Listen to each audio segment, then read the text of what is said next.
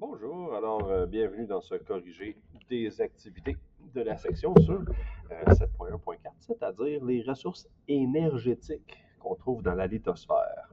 On avait déjà fait les ressources minérales, maintenant c'est des matières qu'on va chercher dans le sol afin de produire ou d'utiliser leur énergie. Alors allons-y maintenant tout de suite, là, commençons ça. Première question, l'Agence internationale de l'énergie, gros comité international là, sur comment est-ce que chaque pays utilise de l'énergie, quelle quantité elle a besoin, quelle quantité elle produit. Ils avaient prévu que d'ici 2025, la consommation mondiale des ressources fossiles serait supérieure de beaucoup à celle des ressources renouvelables. Donc, la croissance de l'utilisation des énergies fossiles augmente encore malgré la découverte de beaucoup d'énergies renouvelables. On demande quelles sont les conséquences possibles de l'augmentation de la consommation mondiale de ce type d'énergie. Quelles sont les conséquences d'une plus grande utilisation d'énergie fossile? Mais si on s'en sert davantage, n'oublions pas que quand on sert de combustibles fossiles, on doit les brûler. Et donc, en les brûlant, il y a libération de gaz à effet de serre, CO2, CH4, en fait, CO2 principalement dans la combustion, là. CH4 peut-être dans la production de biomasse. Mais sinon, on a plus de gaz à effet de serre qui sont produits à cause d'elle. Alors, c'est normal de venir ici et de cocher augmentation des émissions de gaz à effet de serre. Il y en aura davantage. Augmentation de la biomasse, moi, je ne suis pas d'accord avec ça parce que si on va utiliser davantage d'énergie fossile, on ne parle pas d'utiliser la biomasse, on parle d'augmenter la quantité de fossile. La biomasse, ce n'est pas de l'énergie fossile. C'est de l'énergie, oui, qui vient de la combustion de matière organique, mais pas d'une matière organique qui s'est décomposée pendant des millions d'années. Ça, on ne le prend pas. Augmentation des précipitations acides. Bon, là, le lien, il faut le faire parce que quand on brûle du charbon et du pétrole, il y a aussi des résidus de soufre et d'azote qui sont libérés, les fameux NOx et SO, SO2, SO3, SO4. Ces gaz-là vont se mélanger avec l'eau, la vapeur d'eau qu'il y a dans l'air, et créer des pluies qui sont plus acides. Donc, ça, c'est une conséquence de l'utilisation des énergies fossiles. La construction de nouvelles centrales nucléaires, écoutez, oui, si on se rend compte qu'on a une plus grande utilisation d'énergie fossile, il faudra penser à trouver une énergie alternative. Mais est-ce que la construction de nouvelles centrales nucléaires est la conséquence de l'augmentation de la consommation d'énergie fossile? Non, je ne pense pas, on ne met pas ça là-dedans. Est-ce qu'on pourrait voir une augmentation des températures moyennes due à l'accentuation de l'effet de serre renforcé? Bien, forcément, s'il y a une augmentation des émissions de gaz à effet de serre, il y a probablement augmentation aussi des températures moyennes liées à l'effet de serre renforcé. Juste en dessous, ici, on a encore une fois plusieurs peut-être énoncés à encercler s'ils sont vrais. On dit qu'en 2009, l'Agence internationale de l'énergie, toujours la même gang, non, pas la même gang, l'énergie atomique cette fois-ci, prévoyait que de 2006 à 2030, on est dedans là, la demande mondiale d'électricité augmenterait de 80%. En fait, on se rend compte que c'est peut-être plus aujourd'hui, nécessitant donc la construction de nombreux réacteurs nucléaires. Sur le plan environnemental, en quoi est-ce que c'est avantageux que des pays comme la Chine et l'Inde se tournent vers la production d'énergie qui viennent du nucléaire?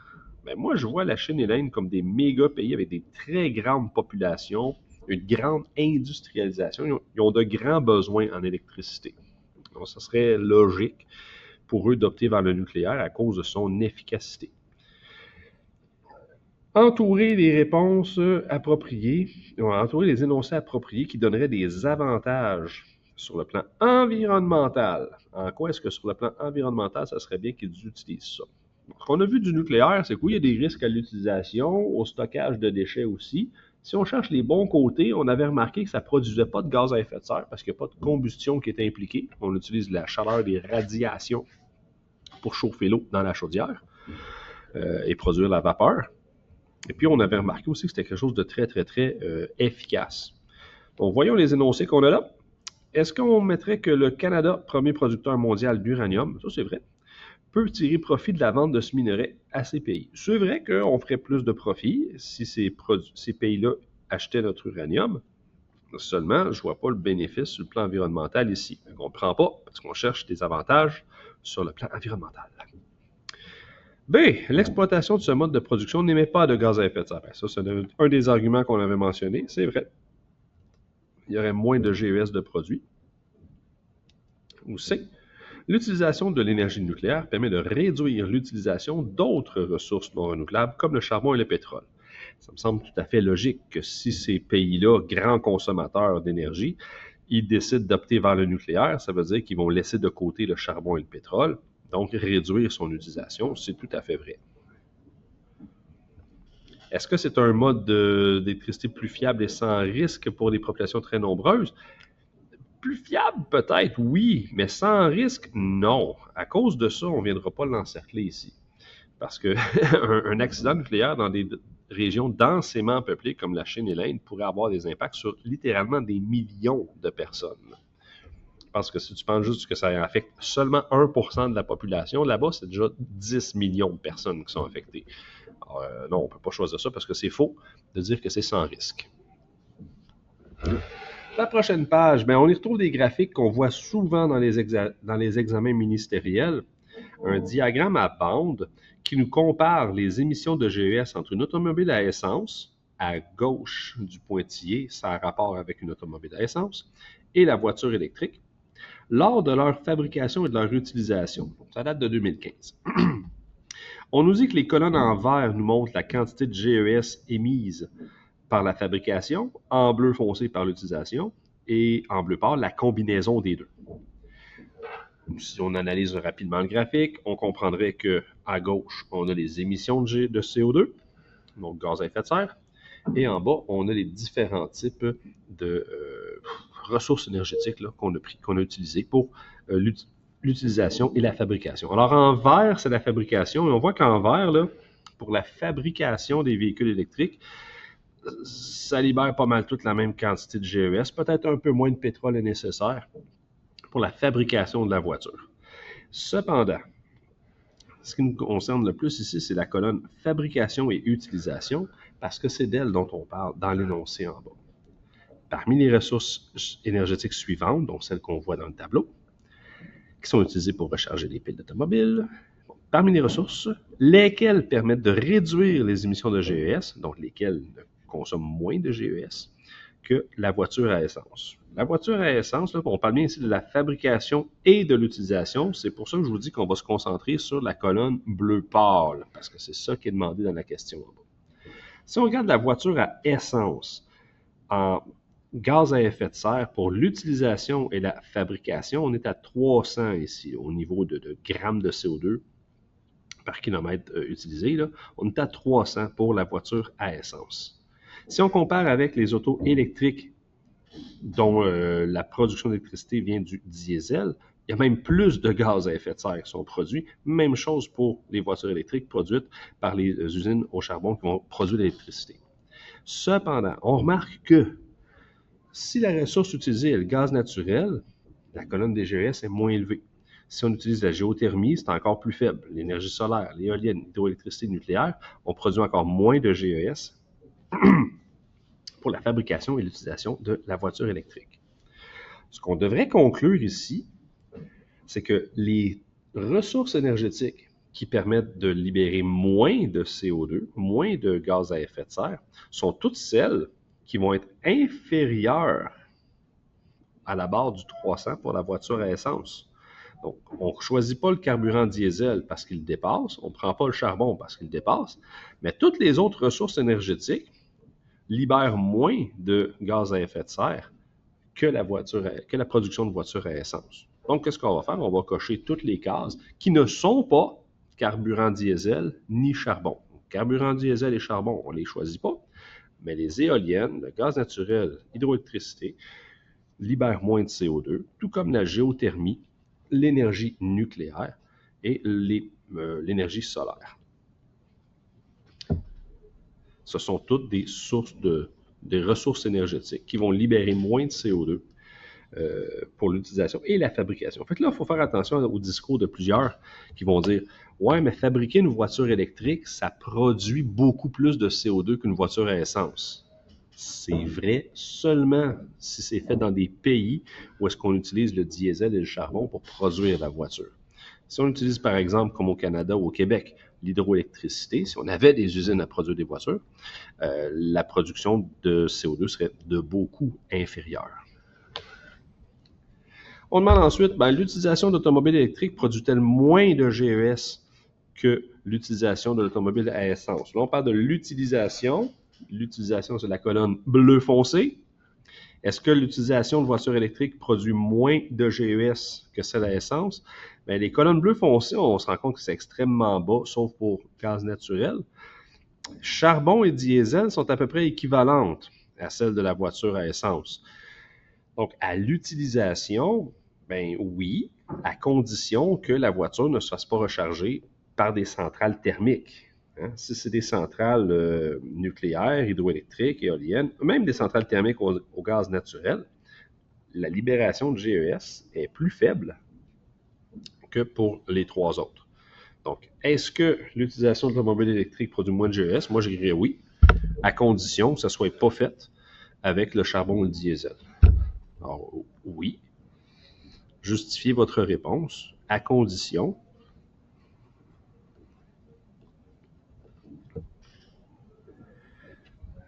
qu'elle n'utilise pas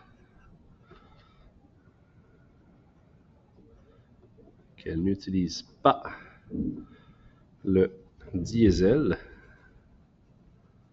ni le charbon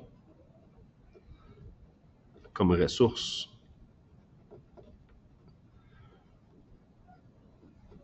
pour recharger la pile.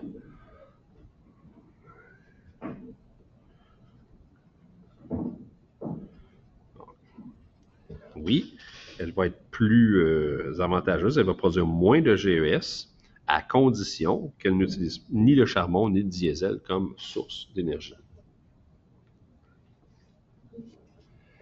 Prochaine et dernière page, un joli tableau qui nous parle un petit peu des différentes étapes ou composantes dans une centrale de production d'électricité.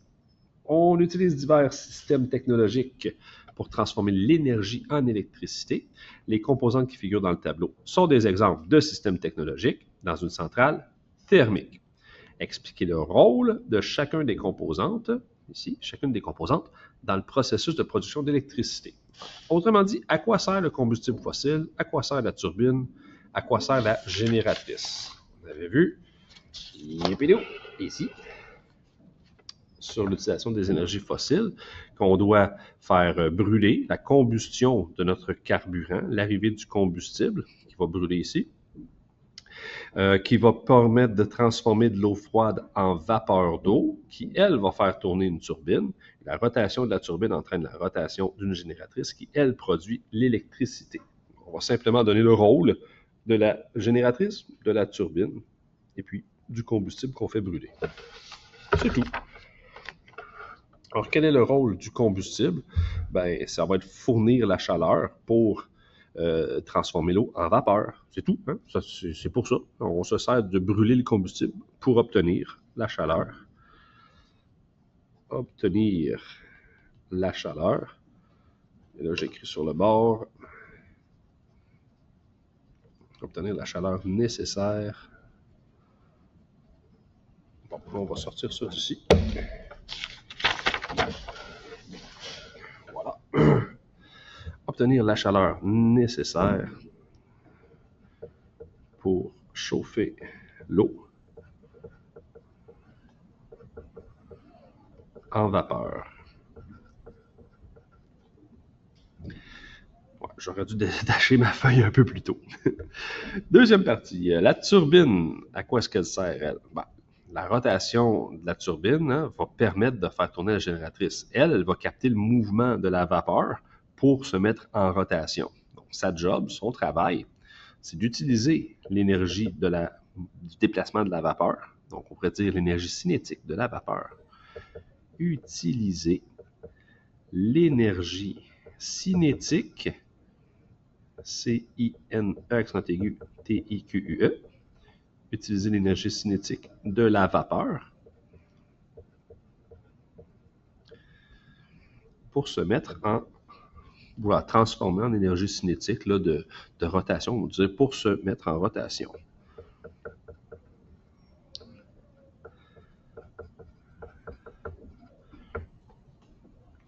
elle prend l'énergie cinétique de la vapeur qui se déplace, puis ça lui permet de se mettre en rotation. Et cette rotation-là va être transmise à la génératrice qui, elle, va produire l'électricité.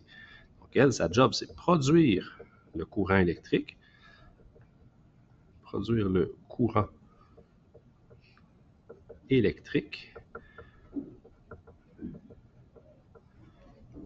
grâce à son énergie cinétique de rotation. Grâce à... Je pensais que c'était un poil, mais non. Grâce à son énergie cinétique de rotation. Tu vas utiliser souvent la lettre majuscule E, accent aigu, pour représenter le mot énergie cette année. Dernière question. Pour produire l'énergie, quel est l'avantage d'utiliser l'énergie nucléaire plutôt que celle des centrales thermiques? Bien, j'en vois quelques-unes. La première, c'est ce qu'on a vu que l'énergie nucléaire ne produit pas de GES. Elle ne produit pas de GES, à l'utilisation en tout cas, là. Qu'est-ce qui serait bon comme information aussi? Bien, d'autres avantages du nucléaire, on parle d'un meilleur rendement énergétique. Ça aussi, c'était un des avantages. Pardon. Un des avantages d'utiliser le nucléaire. On parle d'une technologie qui était fiable aussi, mais je pense que les centrales thermiques sont aussi très, très fiables. Ce qui les distingue, c'est vraiment le fait qu'elles ne produisent pas de GES et qu'elles sont beaucoup plus avantageuses au niveau rendement de production. B. On cherche l'avantage d'utiliser l'énergie de la biomasse plutôt que celle des centrales thermiques au charbon. On sait que celles des centrales thermiques au charbon vont être très polluantes, tout comme la biomasse, parce qu'on va produire du gaz à effet de serre en brûlant l'un comme l'autre, mais le charbon va produire beaucoup plus de poussière. Le charbon aussi est une matière qui est non renouvelable, alors que l'énergie de la biomasse peut être renouvelable si on la gère adéquatement. Je veux dire, on brûle nos déchets, on produit quand même des déchets régulièrement, là, alors que le charbon, ça prend des millions d'années à le produire. On a déjà ces deux avantages-là. On peut parler d'une énergie renouvelable. C'est une énergie renouvelable. Et on dit bien si seulement on l'utilise moins qu'on la produit. Là. C'est sûr que si on produit moins de déchets, mais qu'on a besoin de plus de biomasse, bien là, ce ne sera pas renouvelable. Puis on mentionnait aussi qu'elle va produire moins de fumée, moins de poussière que celle de charbon. Donc, on pourrait dire qu'elle est plus propre ou moins polluante.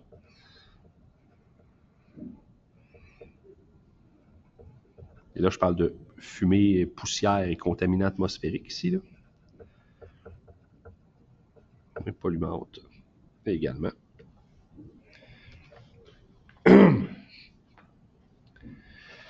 Je pense qu'il était mention également là, du fait que ce type d'énergie-là était, mettons, disponible, peu importe là, le climat, mais vu qu'on parle de centrale au charbon, par comparaison, elle aussi, elle peut être utilisée, peu importe le climat. La dernière comparaison, c'est pourquoi c'est plus avantageux d'utiliser la géothermie plutôt que la biomasse. Mais on avait vu qu'elle, la géothermie, la chaleur, elle est dans le sol toute l'année, qu'il fasse beau, qu'il fasse pas beau, qu'il se fasse ce jour, que ce soit la nuit, l'hiver ou l'été, la chaleur est disponible dans le sol. Alors que la biomasse, elle va croître, elle va se développer de façon plus ou moins constante. Toute la biomasse qui vient de l'agriculture va se faire pendant les récoltes, pendant les saisons de récolte. Donc, on peut parler d'une énergie qui est indépendante des facteurs météo. Indépendante des facteurs météo.